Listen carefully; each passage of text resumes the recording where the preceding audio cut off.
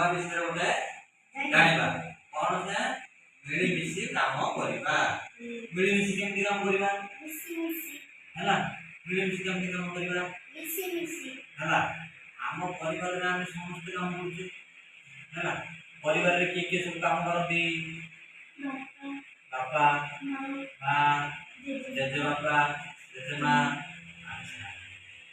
ଯେତେବେଳେ ବାପା ଘରେ ନଥାନ୍ତି ମାଙ୍କୁ ତମେ ସାହାଯ୍ୟ କରିବା ଉଚିତ ନା ଉଚିତ ନୁହଁ? ତାହେଲେ ମା କଣ କଣ ତମ ଘରେ କାମ କରନ୍ତି?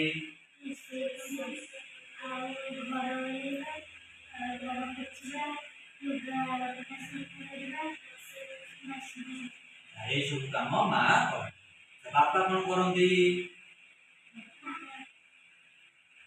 ବାପା ତାଙ୍କର ବ୍ୟବସାୟ ପାଇଁ ବାହାରକୁ ଯାଆନ୍ତି କିଏ ଅଫିସ କି ଯାଏ ତାଙ୍କ ସବୁ ବାହାରକୁ ଯାଏ। ଯେତେବେଳେ ହଁ ଯେତେବେଳେ ବାପା ନଥିବେ ମା ଏକୁଟିଆ ଥିବେ ଘରେ କଣ ହଉଥିବ ଅସୁବିଧା ହଉଥିବ ତେଣୁକରି ଆମେ କଣ କରିବା ନା ମାଙ୍କୁ ସାହାଯ୍ୟ କରିବା। ମାଙ୍କୁ ତମେ ସବୁ କଣ ସାହାଯ୍ୟ କରିବ କୁହ?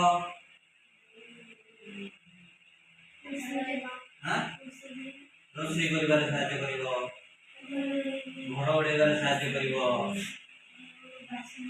ବାସନ ମାଜିବାରେ ସାହାଯ୍ୟ କରିବ ଆଉ ଲୁଗାପଟା ଶୁଖେଇବାରେ ସାହାଯ୍ୟ କରିବ ଆଉ କୌଣସି ଗୋଟେ କାମ ପାଣି ଆଣିବାକୁ ସାହାଯ୍ୟ କରିବ ଆଉ କଣ କରିବ ଜିନିଷ ପତ୍ର ଆଣିବାକୁ ସାହାଯ୍ୟ କରିବ ହେଲା କି? ତେଣୁକରି ପରିବାର ଯେତେବେଳେ ଆମର ରୁହେ ପରିବାର ସହିତ ମିଳିମିଶି କାମ କଲେ ଆମକୁ କଣ ମିଳିମିଶି ସାହାଯ୍ୟ କଲେ କାମଟା କଣ ଆମକୁ ହାଲୁକା ଲାଗେ।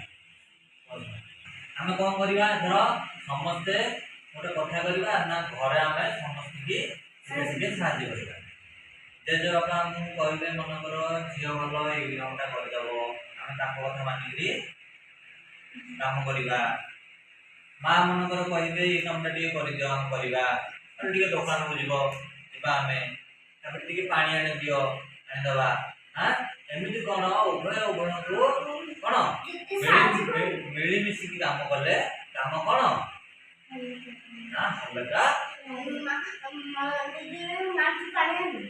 ଏବେ ଯିବ ଏବେ ତ ମୁଁ କହିଲି ସେଥର ଯିବ ସବୁବେଳେ ପାଣି ଆଣିବ ହେଲା ଆଉ ମାଙ୍କୁ ସାହାଯ୍ୟ କରିବ କାମରେ ରନ୍ଧାବଢ଼ାରେ ସାହାଯ୍ୟ କରିବ ବାସନ ମାଜିବାରେ ସାହାଯ୍ୟ କରିବ ସବୁ କାମରେ ପରିବାରରେ ଜଣେ ଜଣଙ୍କର ସାହାଯ୍ୟ କଲେ କାମ କଣ ହାଲୁକା ହେଇଯିବ ଆଉ କାମଟି ସୁରୁଖୁରୁରେ ହେଇଯିବ ହେଲା ହେଲା। ତେଣୁକରି ପରିବାରରେ ଆମେ ସମସ୍ତେ ମିଳିମିଶି କାମ କରିବା ଉଚିତ। ପରିବାରରେ ବାପା କହିବେ ଝିଅ ଏଇ କାମଟା କରିଦିଅ କଣ କରିବ ହେଲା। ତେଣୁକରି ଉଭୟଙ୍କୁ ସାହାଯ୍ୟ କଲେ କଣ କାମଟା ସହଜ ହେଇଯିବ ଆଉ ସୁରୁଖୁରୁରେ ହେଇଯିବ ହେଲା। ପରିବାର ସବୁବେଳେ ଗୋଟେ କଥା ମନେ ରଖିବ ପରିବାରରେ ସମସ୍ତେ ସମସ୍ତଙ୍କୁ ସାହାଯ୍ୟ କରିବା ଉଚିତ ହେଲା।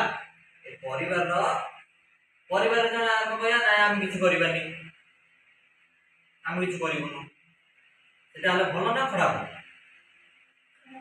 ହେଲା କି?